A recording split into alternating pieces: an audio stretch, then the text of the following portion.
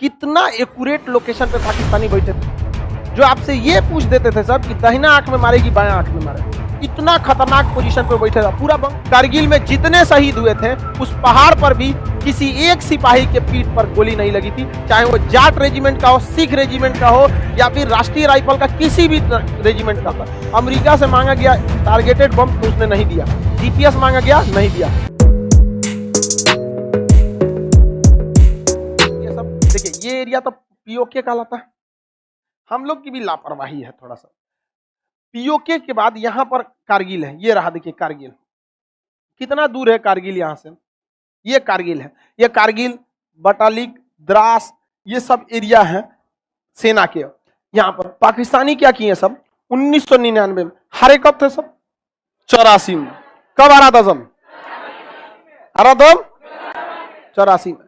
और फिर हमला कर दिया सब 1999 में। और घुस के 1900 कारगिल के टाइम पे यहाँ पे हम लोग ठंड के दिन में अपनी अपनी पोस्ट खाली कर देते थे और पाकिस्तानी भी खाली कर देते थे। दोनों लोग कहाँ हट जाते थे, पीछे। चलिए ध्यान देते हैं, तो यहाँ से पाकिस्तान वाला भी पीछे हट गए थे सब, और भारत भी कहाँ हट गया था, पीछे। लेकिन 1999 में पाकिस्तानी सब अपने मतलब अपने आदत से तो बाज आते नहीं सब, जैसे हम लोग पीछे हटे तो घुस के बैठ गया। किसमें, कारगिल में। कारगिल की पहाड़ी की खराबी क्या, 80 डिग्री पे ढाल पर, 80 डिग्री ढाल पर है। आप चढ़ ही नहीं सकते बिना रस्सी उसी ठोके। आप रस्सी ठोकेंगे, चढ़ेंगे, ऊपर बनाइएगा ऐसे, उधर बंदूक लेके चढ़ रहा है आराम से, वो आराम से मारते थे सब। कहते थोड़ा सा और ऊपर आ जाओ, पूछता था दाहिना आंख में मारे कि बायां आंख में मारे।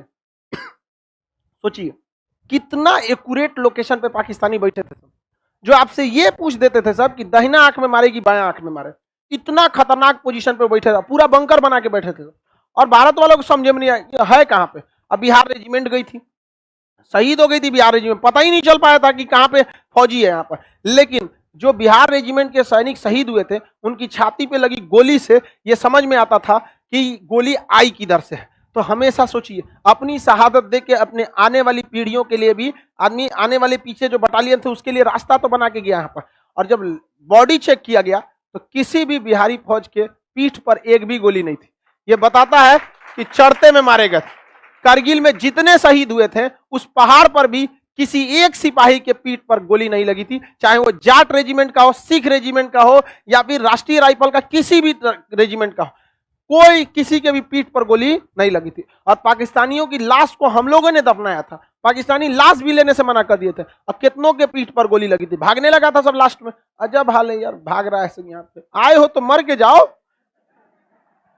तो 99 में इन लोगों ने कहा हमला कर दिया, द्रास, बटलिक, यहाँ पे टाइगर हिल। आप देखे होंगे शेरशाह मूवी बनी हुई है, देखिए। तो सारे एरिया पे किसने कब्जा कर लिया, पाकिस्तान। इतना भयानक हुआ कि इसमें एयरफोर्स को भी बुलाना पड़ा। एयरफोर्स के जहाज भी मार के गिरा दिया सभी सब, क्योंकि ऊंचाई पर एयरफोर्स कितना काम आएगी, पहाड़ पर तो छुपे रह सकते हैं ना, पहाड़ की दरिया छुप जाइए, यहाँ पे जहाज जाएगा मार के गिरा दिए यहाँ पर। तो कई जहाज भी हम लोग के वहां पे डिस्ट्रॉय हो गए थे सब। लेकिन बाद में फिर मिराज 2000 नामक जहाज को लगाया गया। मिराज 2000 जहाज पूरा उड़ान भरा और सबके ऊपर बम्बार्डमेंट करते चला गया। जब इस एरिया में पहुंचा तो यहाँ बहुत सारा भीड़ लगा हुआ था। तो वो एरिया पाकिस्तान में था, नदी उस पार था। तो उसको ऑर्डर आया बेस कमांड से कि नदी को क्रॉस नहीं करना है, क्योंकि जस्ट 1998 में हम लोग ने परमाणु बम का परीक्षण किया था, इसलिए पूरी दुनिया हम लोग से खफा थी। और अगर हम लोग युद्ध को ज्यादा बढ़ाते ना तो पूरी दुनिया इसी का फायदा उठा लेती और भारतों को चौपट करा देती। तो अटल बिहारी वाजपेयी समझदार थे कि युद्ध को नॉर्मल निपटाओ, क्योंकि अभी माहौल ठीक नहीं है। पूरी दुनिया का हम लोग क्या झेल रहे थे, प्रतिबंध झेल रहे थे। तो हम लोग वहां नहीं गए, वरना मिसाइल लॉक कर दिया गया था। बाद में पता चला वो भीड़ में ना नवाज शरीफ भाषण दे रहे थे, उस समय प्रधानमंत्री थे वहां पे, उड़ जाइए गए रहते प्रधानमंत्री, वहां पे मार दिया गया रहता ये। तो भारत सरकार ने कहा कि नहीं गलती की है। अटल बिहारी वाजपेयी मारिए दिए रहते तो क्या करता कोई, क्या कर लेता कोई। सद्दाम हुसैन को अमेरिका मार दिया, क्या कोई कर लिया। यूक्रेन को मारिए रहा ना, क्या कोई कर लिया। नवाजो शरीफ जाते वो उधिया जाते हैं वहां पर, उनका भी शहादत हो जाता है यहाँ पर। लेकिन वापस आ गया। और इन पहाड़ियों में पाकिस्तान वाले एकदम घुस के छुपे हुए थे सब। अब इसमें जो बम गिराया जा रहा था वो गिरता ही नहीं था एकदम लोकेशन पे, क्योंकि हवाएं इतनी तेज चल रही थी, बम को गिरा देता था। अमेरिका से मांगा गया टारगेटेड बम तो उसने नहीं दिया, जीपीएस मांगा गया नहीं दिया। इजराइल ने अपना बम दिया था कि आप जहाज में बैठिए और दूर से उस जहाज पे निशाना लॉक कर दीजिए। जैसे लॉक कर देंगे तो बमवा के अंदर रडार लगा रहा था, वो देख लेता था, हाँ इसी पे गिरना है, गिरा दीजिए। वो अपने गिर उड़ के ऊपर जाके गिर जाता था वहां पे। तो गाइडेड बम हमें किसने दिया था? किसने दिया था? इजराइल। इसलिए कभी भी इजराइल का हम लोग साथ देते हैं कि नहीं देते? पूरा साथ देते हैं। फिर भी हम लोग इंसानियत के नाम पर फिलिस्तीन का भी साथ देते हैं, क्योंकि फिलिस्तीन की जमीन किसने कब्जा किया? इजराइल। तो हम लोग ने दोनों का साथ देते हैं। जबकि देखिए फिलिस्तीन से हम लोग को क्या मिलता है? कुछ नहीं मिलता। तो लोग कहते हैं इंसानियत के हिसाब से फिलिस्तीन को कौन होता नहीं कश्मीर पे साथ दे दे हम लोग का।